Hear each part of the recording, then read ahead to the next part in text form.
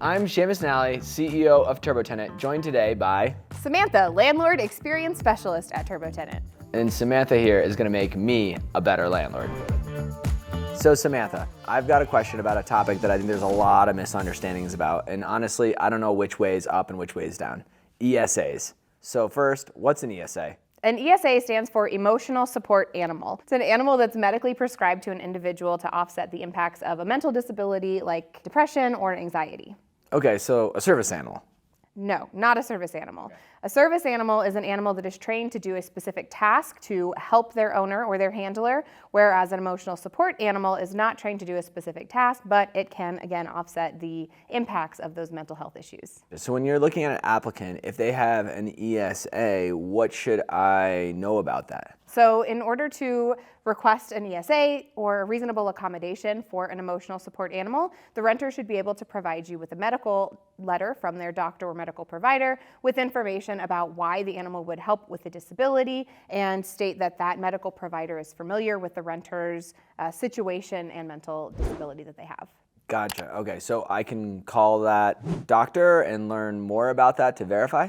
You actually can't call the doctor, but in the letter you'll have a license number so that you can verify that they do exist. Do I have to accept them regardless of whether or not I accept general pets at the property? So if you don't accept pets, you don't automatically get to not accept emotional support animals. Okay. You have to make a reasonable accommodation for that renter to be able to enjoy the home with their emotional support animal. So that's why we have that paperwork that you would qualify the renter, make sure that it is actually medically prescribed to them so that you can have them at your rental.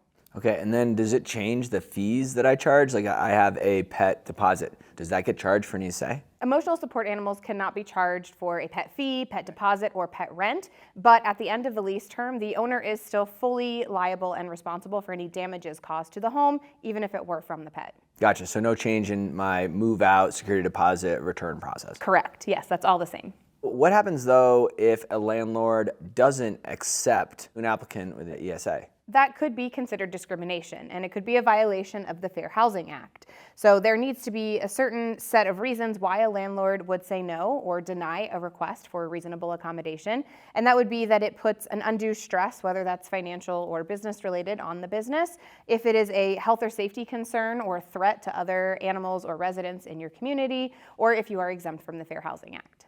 Can any animal be an ESA? Is there any sort of restrictions as to what can qualify?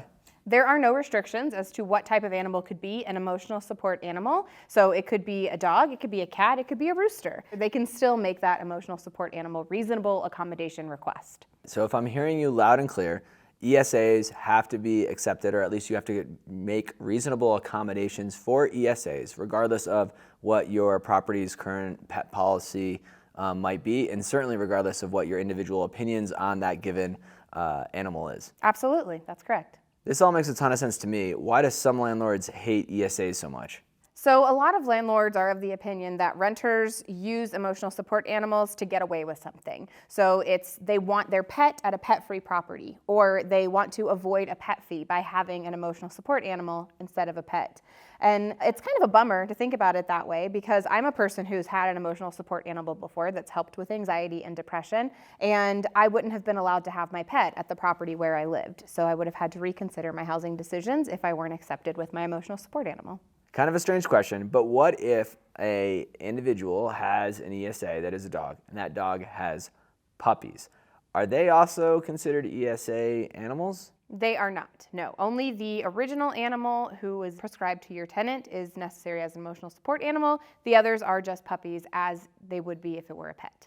Gotcha, so I handle them just like I would any other pet, whether the pets are allowed or it ends up being a lease violation. That's correct. Are there any ways that you have to deal with service animals differently than ESAs? They're pretty much treated the same with a reasonable accommodation or reasonable modification request as it relates to your management of your property. The one thing to note that is a key difference is that emotional support animals are protected under the Fair Housing Act, which is part of the Housing and Urban Development, whereas your service animals are going to be under the Americans with Disabilities Act. So they're protected under different parts of the law. Gotcha, but from a landlord's perspective, best to treat them actually the same. That's correct, yeah.